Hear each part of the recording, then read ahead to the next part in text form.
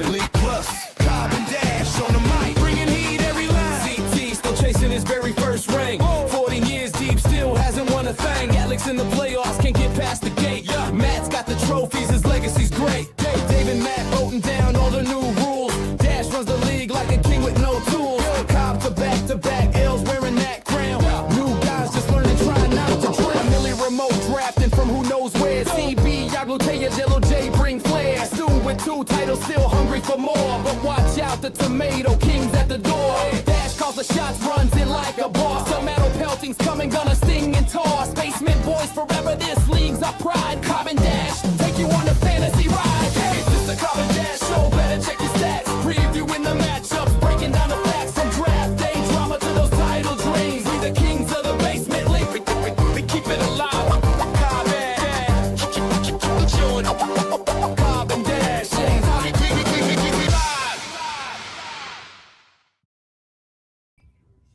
What is going on, everybody? Welcome to the round 1 preview show of the Cobb and Dash show. We were off for, I think we just missed a week. Honestly, pretty good season for our attendance as far as like doing shows. Usually, like in the past, we'll go from like week 4 and we won't have a show until like week 8.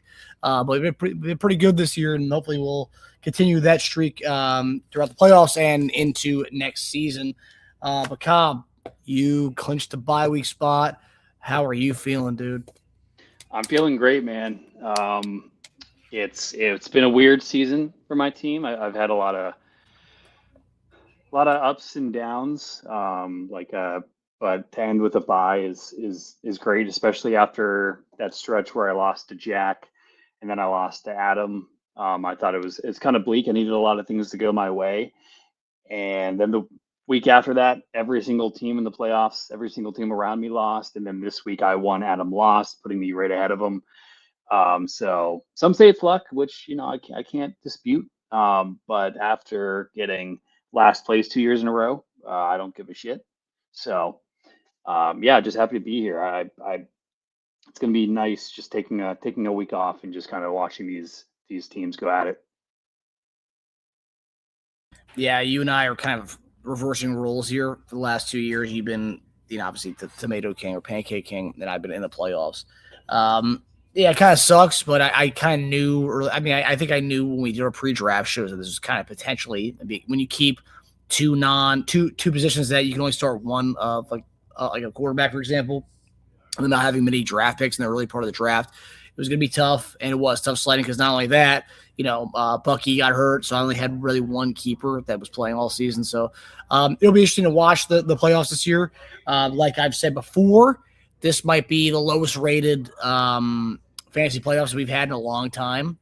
I'm not in it. Hotch is not in it. Some of the people that people really want to see aren't in the playoffs this year, and I think the fans they'll have their voices be heard about it because we'll see the ratings of this whole thing. We're already seeing right now. We're 5 minutes into the Cobb and Dash show. Not one person's even in watching this, So, like, that's how you tell. And also, too, if you look at the quarterfinals, which we're going to preview the 2 matchups this week, Jack might be the most that might be the only guy who talks more than anybody else of the 4 teams in because Adam doesn't really say much. ZB doesn't talk much. And Roden operates behind the scenes.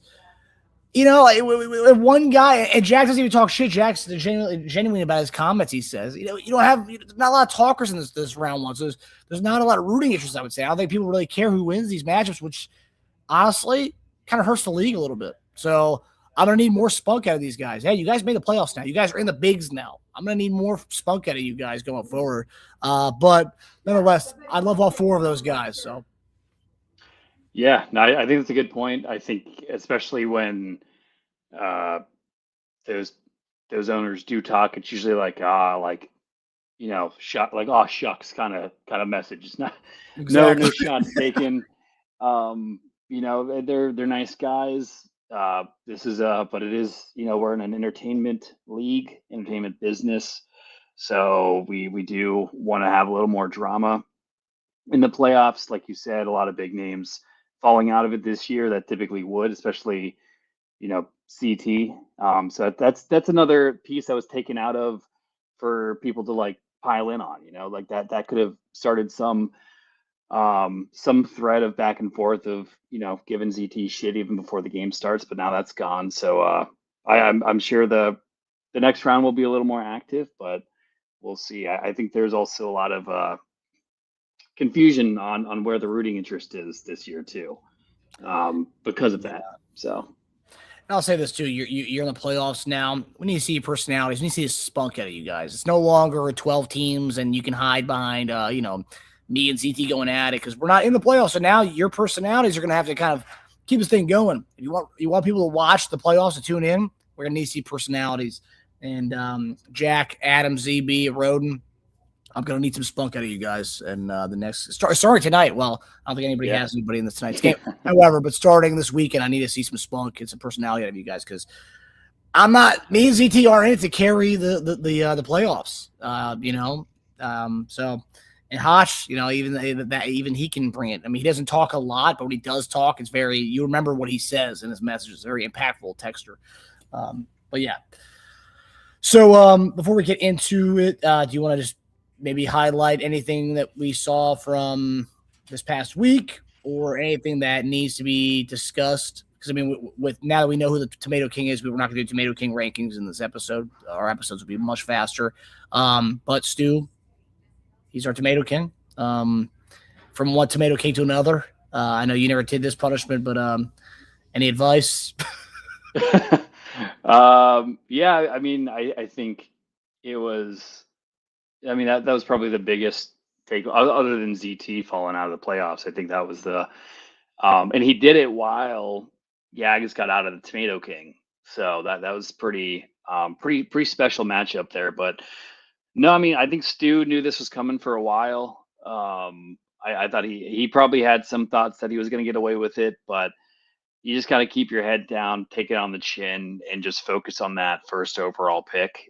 As someone who's had it 2 years in a row, there's a lot of ways that can go. I took the same guy 2 years in a row, and it worked out. I mean, I guess it worked out this year, but it hasn't been like anything special. So you got to be careful because. And I know last year when I took Bijan, Alex took Saquon right after me, and that the difference was night and day. So while it's nice to have the options, there's a lot of pressure. So I know Stu's a guy; he's going to be in line waiting for those fantasy mags to drop. So I know he's a guy that'll do his research, get ready for it. I'm really interested to see how someone's or what his physical space will be after getting pelted by tomatoes, and if that'll shake him at all for the draft. But again, I think this is something that Stu might end up enjoying as well. I know I've said that before. We feel like Stu's really going to embrace the tomato throws, which we like. We want to happen. So this graphic, I just want to highlight here. This isn't the Tomato King, the official Tomato King graphic. That's in development right now. Our creators are developing that because we have to pay homage to a guy who was the back-to-back Tomato King, passing off the throne to Stu. This is just the Week 14 one, and this honestly was really poetic how this happened. Yaglu ends up winning. Not only does Yaglu end up winning, he's the high scorer for the week, and then with that, Stu. It was the low score of the week, but with that Yaglu winning, he's also he gets to be the smiling guy in the week in the chug picture. But he not only is the high scorer, he also gets out of last place. Stu adds up the low score of the week, which is just another one for him. It's his fourth or fifth one, and then he's also Tomato King cemented in there. So I thought it was pretty poetic how that kind of worked out in the end. These two guys were the high score, low score for the week. Yeah, and you brought up a good stat about Yags and how many high scorers he got this year. Yeah, he had more. He had more than the guy who won the regular season high score, and Jack. He had more weekly high scores than Jack did, which is unreal. That's crazy. Two to one. I mean, not by much, but still, that's crazy. Yeah, I mean, his points against was 200. He had 282 more points against than Alex did. Just to put it in perspective, and he had less points for, but only by like 15. So crazy. Like you just see how big of a difference schedule, man. It's like there's only so much you can do on seasons like that. I had a similar schedule, I think, either a year or two ago. Yag's experienced it this year. I know ZT's had experience with it, but there's only so much you can do, and the schedule gods are not in your favor. But congrats to Yags and getting out of it, getting paid. I think getting his dues pretty much covered for the season. So can't be too upset about that. And yeah, you can see it in the picture that that's how I envision he looked when he got out, because he started getting real scared out of nowhere, honestly, for the last. Yeah, I mean, was, he fell off the grid for the last week. Yeah. You and I were concerned about him. Like, it was my birthday True. week. I didn't hear from the guy. He just, he didn't come to my birthday party because he just wanted to stay at home, and he said he wasn't really feeling the best. Not sick, just wasn't feeling like all up to all fun and games and stuff. And then Sunday happens. He ends up not the Tomato King, and then Monday I hear from him again, and it's like, what the fuck? Yeah, and he's telling us different things, because he said he had a friend in town, said he was still going to make. I don't know, but hopefully he didn't know what was going on, dude. I mean, Yeah. this guy was so I don't know. I felt bad for him for a little bit, but Yeah, maybe let that be motivate. Maybe that was all the pressure of getting Tomato King. It's not something people have really experienced too much yet, and it's a lot of pressure to hold. So maybe that was getting to his head. Even more reason not to get it. So. And we have to talk about our other the other storyline from the week, and that was you kind of mentioned it, ZT's rebuild potentially coming. We said there was a potential of this happening. I actually said on the show that whoever lost the Alex ZT game was in risk and jeopardy of not making the playoffs. And we're kind of seeing that right now. It's just pretty sad. I mean, this is a graphic we made before the season, 14 years, no rings. We're going to have to update that graphic to 15 years, no rings. Pretty sad. Pretty sad. Look, I've talked to him. He said everything is on the table for next year. He doesn't know if he's going to keep Lamar. He doesn't know if he's going to keep Gibbs. He doesn't know if he's going to keep St. Brown. It's all up in the air. But if you guys know anything about ZT, he always says that kind of shit anyway. Very vague, like non-actual answers of like, hey, anything's possible. Anything's possible. And it's like, and then we come down to August 22nd. He's saying his keepers is the same three guys. So like, that's just who he is. I mean, he's got a really good team as far as guys he can keep. Like, he can keep Scatabo 14th round tender if he wants to. Like, they just really shake up everything. He can do a lot of different things. And I think it's high time. I've been saying for years he wasted Lamar's prime. And I think he did waste Lamar's prime. And quite frankly, did Lamar waste ZT's prime? It could be the other way around too. No one's really talking about that aspect of it.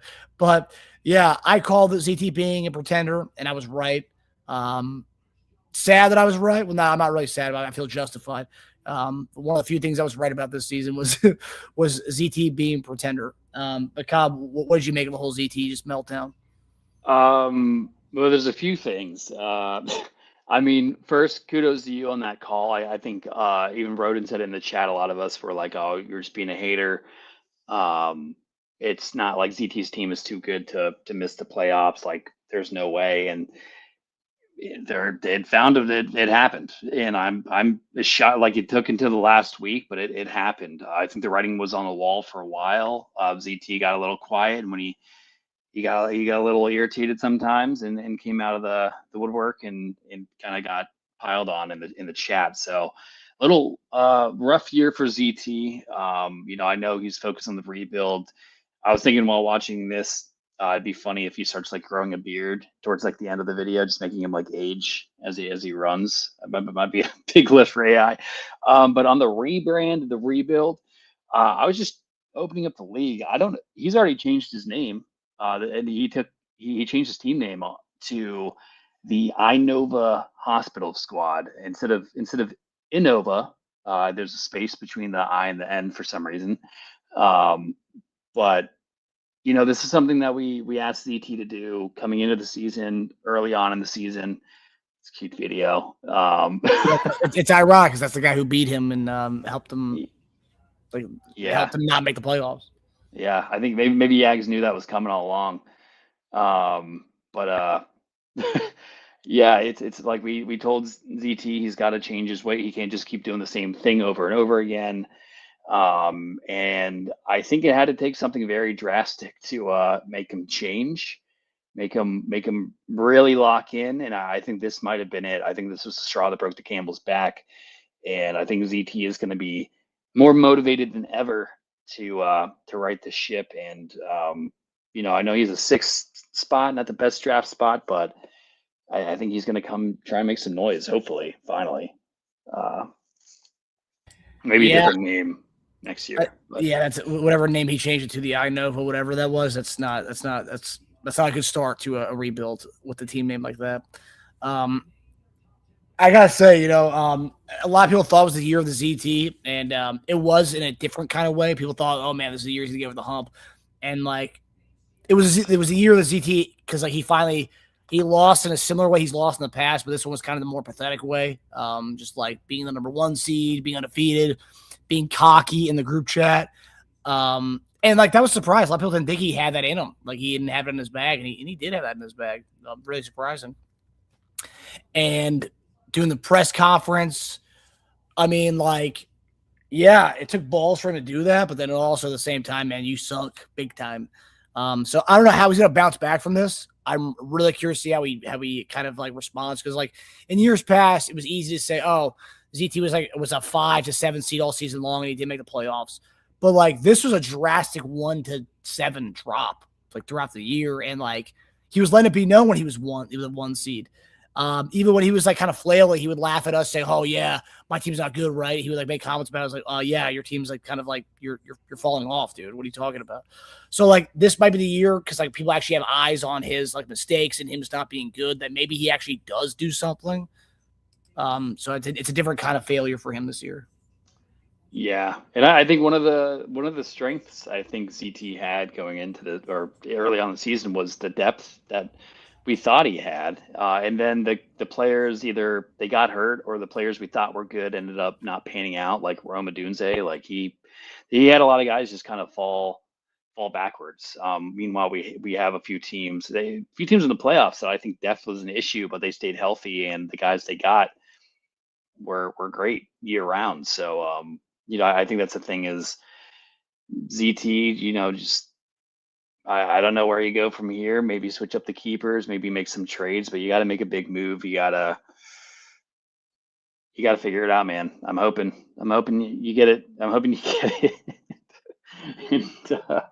and we'll be on to 2026. I think we'll be hearing that a lot, on to 2026.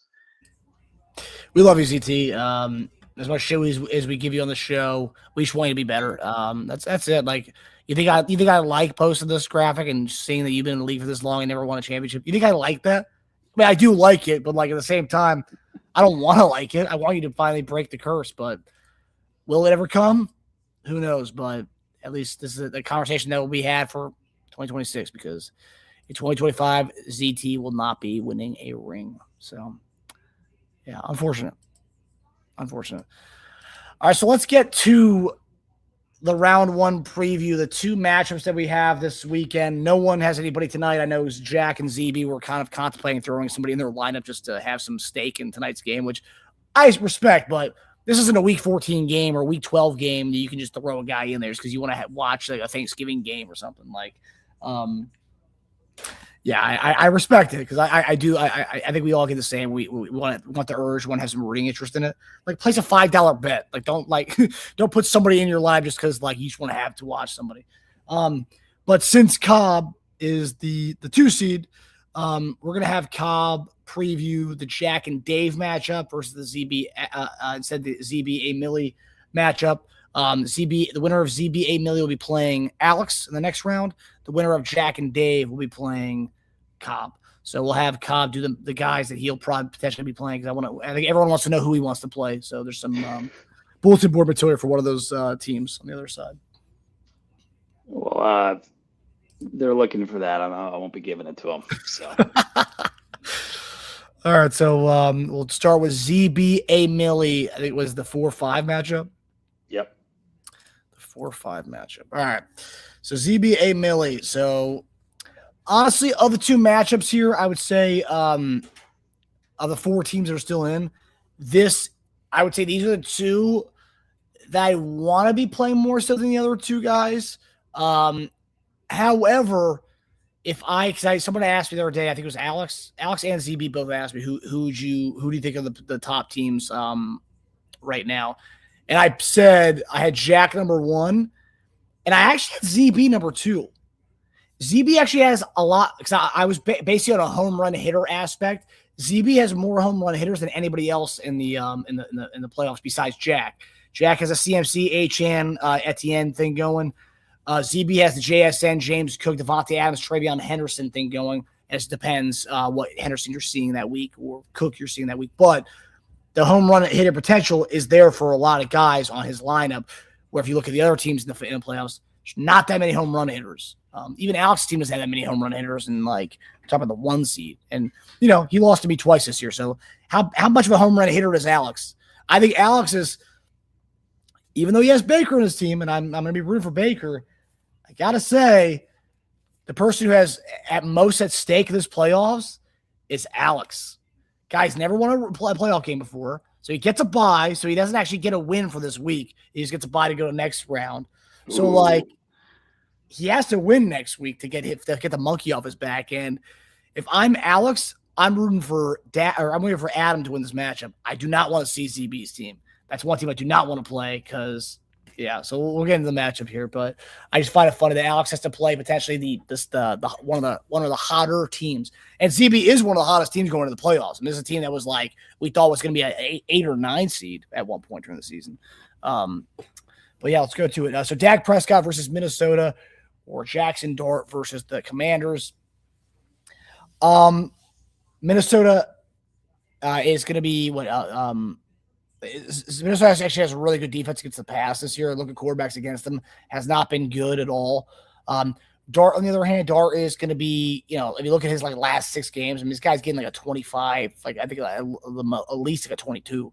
I mean, he's solid, man. As long as he doesn't get concussion, Dart is getting you points. As far as rushing the ball, it might be snowing in New York, so see a lot of QB runs for Jackson Dart.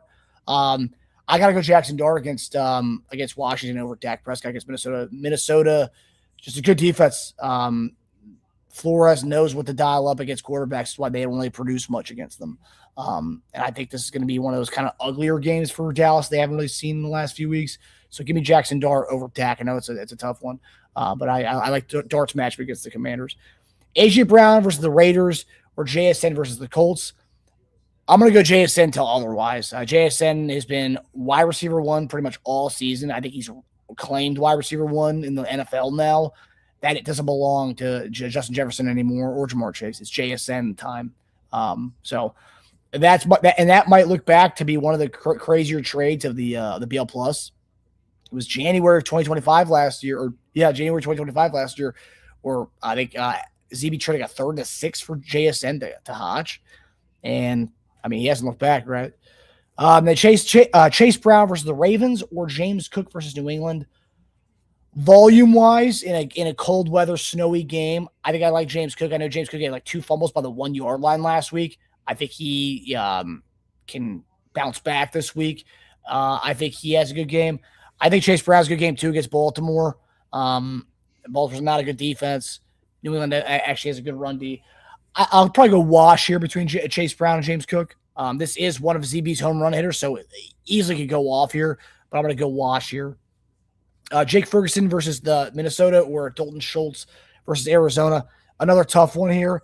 I'll slight lean to Ferguson here. I think with a blitz-heavy defense that Brian Flores has, I think you'll see a lot of checkdowns to the tight end and Jake Ferguson. Is Lamb supposed to play this week or no? I haven't seen any updates on it. Well, if Lamb doesn't play, that obviously ups Ferguson's value this week.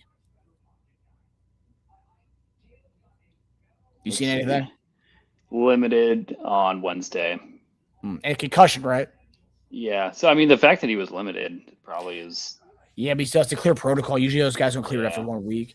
I'll go Ferguson regardless, but I think Ferguson also, if Lamb doesn't play, that's a potential thing that ZB needs to watch for is that. So, yeah, I'll go there. And we have R.J. Harvey versus Devontae Adams. R.J. Harvey against Green Bay's run D. R.J. Harvey finally looked pretty decent last week against the Raiders. Green Bay's got a really good run defense, and you're going against Devontae Adams, who's become the main red zone weapon for the Rams. They barely use Kyron in the red zone. They do a quick slant or a quick fade to fucking Devontae Adams in the red zone now. You're a Kyron Williams owner, you hate that. But if you're a Devontae Adams owner, you love that. And honestly, it seems like Stafford's got more of a rapport with Adams than he does with any other receiver he's had for the last few years. It's like automatic. And I kind of like the Stafford Adams look more so than the Rodgers Adams look. I think it's a hot take to say, but Stafford Adams better than Rodgers Adams? Could be. But I'll go Adams over RJ Harvey. Ashton Jeanty, just been a disaster over TreVeyon Henderson. Like, when are they going to stop with his 15, 14-point projections? He hasn't got – I don't think he's gotten that. Maybe once this year he's gotten that. How many times has he gotten that this year? Oh, he's gotten more than that. Okay. 1, 2, 3, 4, 5, 6 times. Actually, but still, he's had 1, it's 2, touchdown reliant, 3, 4. He's had 5 single-digit weeks. Yeah, I mean, if you take touchdowns away, yeah, it comes down. But yeah, you're going against Philly. I think Philly's going to be really pissed off after losing the last 2 weeks. I think it might be a blowout. So I don't even know how many carries he's going to get. Maybe a lot of checkdowns. But I don't see him having a big game. TreVeyon Henderson, on the other hand, if the Patriots follow the model of what the Bengals did last week, utilizing Chase Brown, just utilize TreVeyon Henderson the same way they utilized Chase Brown last week, TreVeyon Henderson could have a huge week. And Buffalo's defense is not good in the snow as well. So I could see a big, huge game for TreVeyon Henderson. Talk about one of the home run games. That's one of the home run games. I see a home run game for Adams, and I see a home run game for TreVeyon Henderson. Those two can be huge weeks. Tyrone Tracy over Tony Pollard. I think it's a wash. I know they're giving Tyrone Tracy a lot of high projected points for the last few weeks, but I don't see it.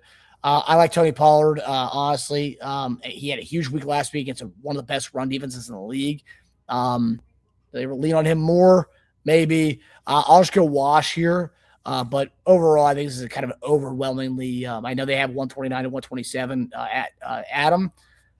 This is a ZB season, man. ZB has unfinished business. Guy lost the championship last year. Guy wants to go back to the championship again this year, and starts by beating Adam in this first round. So give me ZB in a 142 to 125 first round knockout. Yeah, I think I'm in pretty much alignment with you. I think Adam's team specifically the last few weeks feels very touchdown reliant. And I mean, he's been getting them, but it's just at some point it'll probably stop. And I like ZB's, like you said, the home run hitters and the guys like Jason, James Cook, Devontae Adams, and now Henderson. I have a lot of confidence will do well even without a touchdown. I think there's actually their third matchup of the year. They just played last week. And ZB won, helping me get that bye and taking Adam out of the bye. He got Adam out of the bye to play him this week again. And ZB is 2-0 against him. And I think he makes it 3-0 this season. I have a similar projection. I'll go a 135 to 125. I think also just one thing to note is just ZB having Brandon Aubrey. Nothing really you don't usually talk about kickers, but he's been great. And it I think the Aubrey and Pollard, I'd take over the Tracy and Loop end, because I think both of their last flexes are pretty weak, but they both have the good kickers to make up for it. But I have ZB in this one as well. Definitely a team I would be a little worried about facing.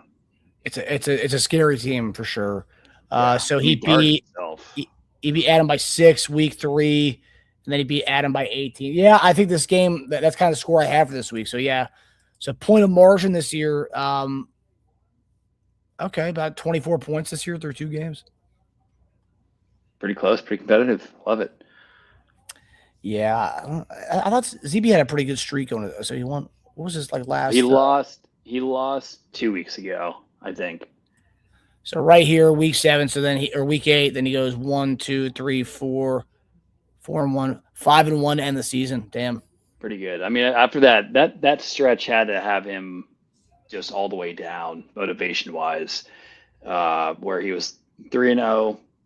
But was he? He might have been the last undefeated team, because I feel like a lot of people I forget about Roden.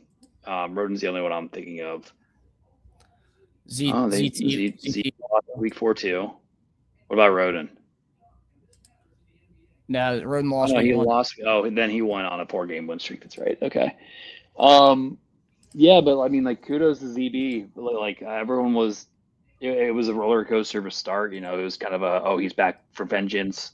3-0 to start the season after losing the championship, and then the 4 or 5 straight losses. It was like, oh, maybe it's more of a hangover, and then pulled it together. So he's got it done. And honestly, he kind of had choice of a opponent this week. If he didn't beat Adam, not that he would have sat anyone, but Would he played you? Probably. I mean, I would have gone down in the rankings for sure, or standings, because my points for.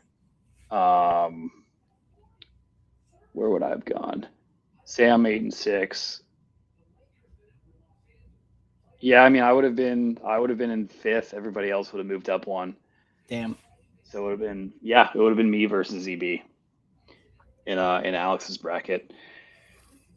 So thankfully not there. He's confident against Adam. So yeah, just play who's in front of you. Beat who's in front of you. That's it. All right. So now we're gonna get to the other match of the 3 versus 6 game. The winner of this match will go on to play my co-host, Ryan Cobb. Cobb, take it away, buddy. Yeah, definitely not the 2 that I wanted at my side of the bracket. Kudos to Roden for making it happen. We said on the show, was it like 2 weeks ago or 3 weeks ago, that one of like Roden or Hotch had to go 2-0, and then someone above them had to go 0-2 for them to like have a chance. And that's exactly what happened with ZT. Unfortunately, Roden was able to jump in, take his spot, and now he plays one of his good friends, Lil J. We've talked about both of these guys extensively on the show. Both very much respected owners. From the hosts here. So excited to see them play. I don't think we're going to get much smack talking out of either of these games, like you said, which is unfortunate. But like, I think it'll be a fun game to watch. If you're looking for bulletin board material, Jack or Roden, I will not be giving you any. This is already going to be hard to choose who I think is going to win. So we'll see how it goes. But I mean, Jalen Hurts, just go to matchup now. Jalen Hurts against Stafford. Stafford going back against Detroit versus Jalen Hurts, who looked as bad as you could look against the Chargers. He had 5 or 6 turnovers, knocked me out of the 1 seed in one league, and that pissed me off. Give me Stafford there easily. I think a lot of people were, myself included, were scratching the head about Roden shipping off Josh Allen and Puka and getting. Having faith in Stafford. I mean, Stafford's looked great all season, but the floor wasn't really sure it was there. But he's looked great all year. He just coming off a great game against Arizona, and now going against Detroit, who I know is having some like injury issues as well. So give me Stafford there for sure. I do think Hurts is going to go back to his normal like 20, 22 points against Vegas. But I just think Stafford ceiling wise is higher. Pickens versus BTJ. Give me Pickens. I know Minnesota has a tough defense. I mean, especially if Lamb is out. I mean, this was again another trade that people were not sure how Roden made out with it, like getting Pickens post CeeDee Lamb coming back. How is that going to look? That's why Alex shipped him off for Baker. But now I would argue that Alex wants that trade back. I think he's even said he would take that trade back. But good on Roden for getting Pickens, because he's been rock solid for his lineup. So give me Pickens over BTJ. I know BTJ had a decent game last week. I mean, he still had an 8. Like, he's just been such a disappointment, man. I mean, for as good as Jack's team is, it's actually more impressive how impressive his team is because of how bad of a keeper Brian Thomas Jr. ended up being. 100%. I mean, if Brian Thomas Jr. was what people thought he would be, Jack's team might be unbeatable. But that is a glaring hole, and it just is not working out. But on to the next one, Jacobs against McCaffrey. I'm going to take McCaffrey here, but I didn't even know he was that hurt. I mean, Jacobs had a good game last week, but going against Denver, I'm just, and if he is actually shaken up, we've seen that they'll split that backfield. So give me CMC. I mean, that guy's just automatic for 15 plus points every week, and that's when we were talking about the most dangerous teams in the playoffs, the home run hitters. CMC is one of them, paired with another guy on Jack's team that we'll get to, is probably the best fantasy assets you can have. How consistent each of them have been, and how like they haven't even really had lows all season. So give me CMC over Jacobs there. Brenton Strange against Theo Johnson. I'm going to give that as a wash. I don't really like, I think both are pretty mid, like probably going to get you anywhere between like 5 and 13 points, maybe, given a touchdown. So give me a wash there. ETN versus Devonta Smith. I mean, a guy that probably goes overlooked a lot of times. I mean, he's been rock solid too. I forget what round Jack got ETN in, but that's just 8.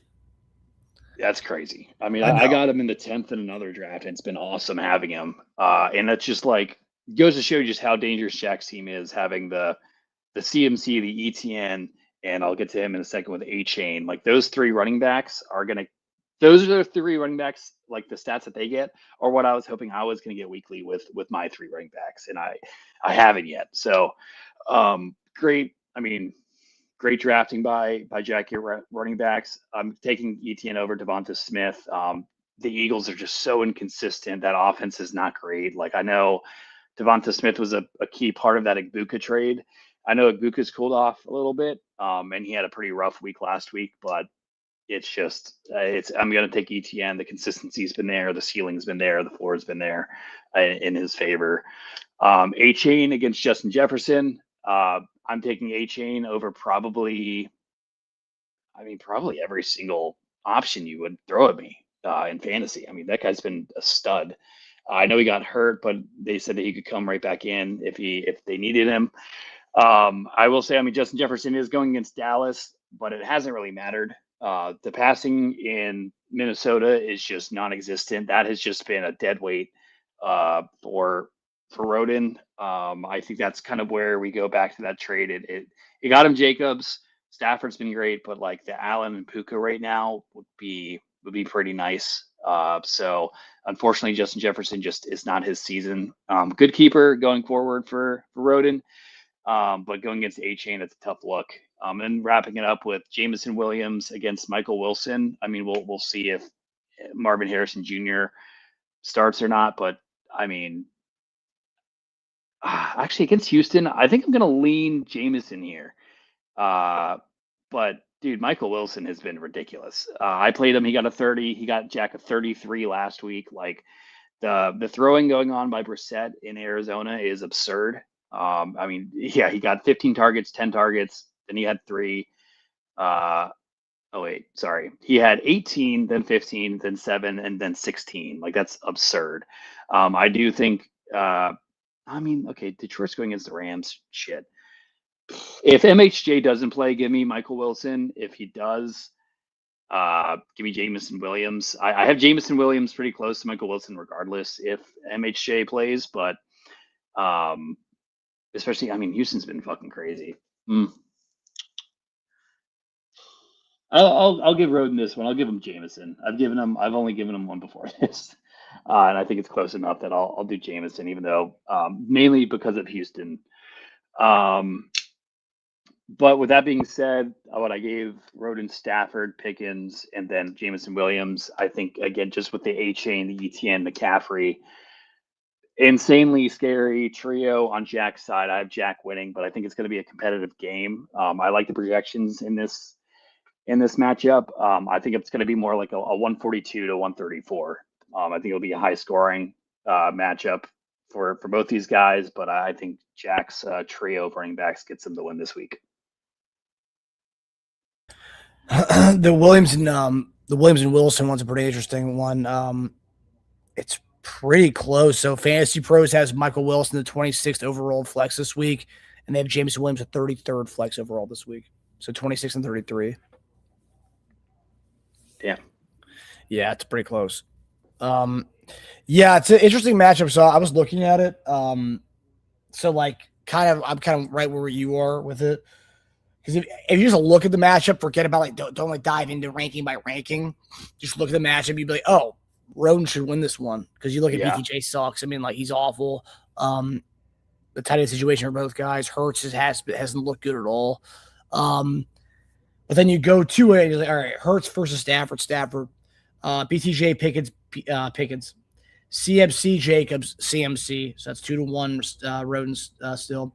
Strange Theo Johnson, former alumni of my squad. That was one of my tight ends I had. So glad he's getting some playoff run. But yeah, I'll go Wash there. Etienne versus Devontae Smith. Give me Etienne. So that's 2-2 so far.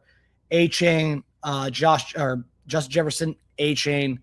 And then Williams and Wilson. I lean Jameson Williams, but I want to say it's a wash. Just because, I mean, Texas defense is stout. I don't think they're going to allow Arizona to do anything. The Lions and Rams game has the highest over-under of any game this week, 55.5 points, which is a fuck ton. So with that, and then with all the targets that James Williams has been getting since Campbell took over, I have to go Jameson Williams. I think he's going to – I think he's had a solid game. I think there's a higher likelihood he has a bigger breakout game than Michael Wilson does against the team he's playing this week. So with that, I'll slightly go Jameson Williams. But even with that, that's 4-3. Okay, that's 3-3 actually, because that's CMC, Etienne, Achane versus Stafford, Pickens, and Jameson Williams. So 3-3, pretty close there. However, this is what Jack's been riding on this whole season. The three that he has, kind of what you mentioned, the running backs, he's got three guys every time they step up to the plate can hit a home run, and that's CMC, Achane, and Etienne. And with that, I have to go Jack. And I've been a Dave guy. Even when Dave was like sputtering, I said I wouldn't be surprised Dave makes a playoff somehow. I remember we did our Tomato King rankings. Now I have it like the 8 spot. I'd say again, I wouldn't be surprised this guy's in the playoffs. Yeah, my narrative did change when he did that trade, I will say. Still, I love Dave's team. And I honestly wouldn't be surprised if Dave ends up winning this game. Stafford comes out with the 50 and Pickens has a huge game against Minnesota, which I don't think he will because Minnesota's got a decent defense. This is an interesting game because it's going to come out of the Sunday night and the Monday night games. Sunday night, we have the Pickens and Justin Jefferson for Dave. And then for Jack, he's got Achane, Boswell, and Watt the next night, but really he's looking at Achane. So we're going to be looking at the 2 primetime games, the 2 last games of the week. But I think Jack's going to win. I think Jack's going to win in a really gritty game. I think gritty as in the close scoring, not gritty as in low scoring.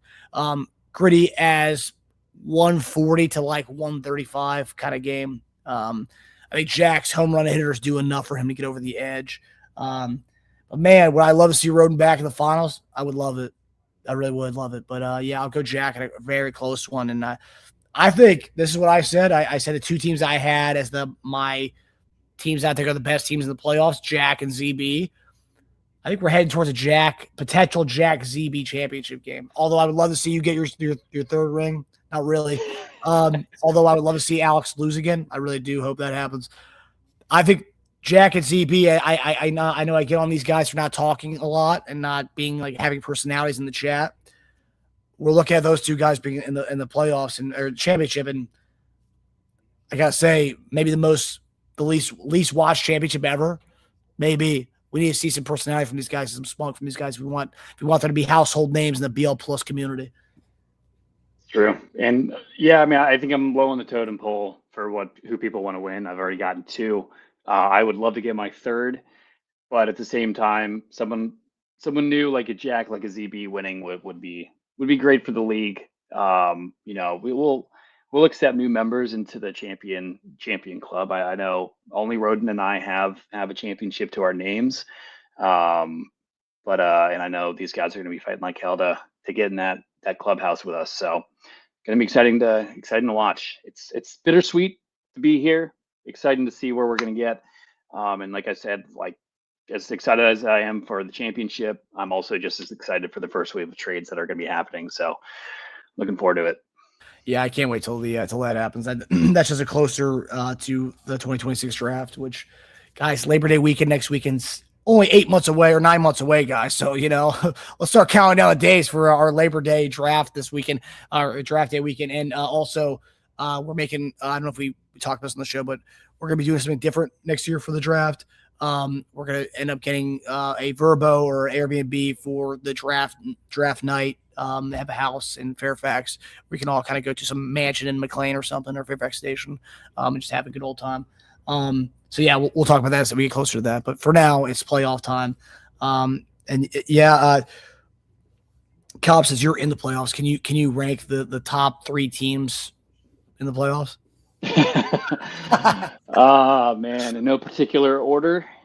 No, in order 1, 2, 3. I know what your request is, man. I'm gonna.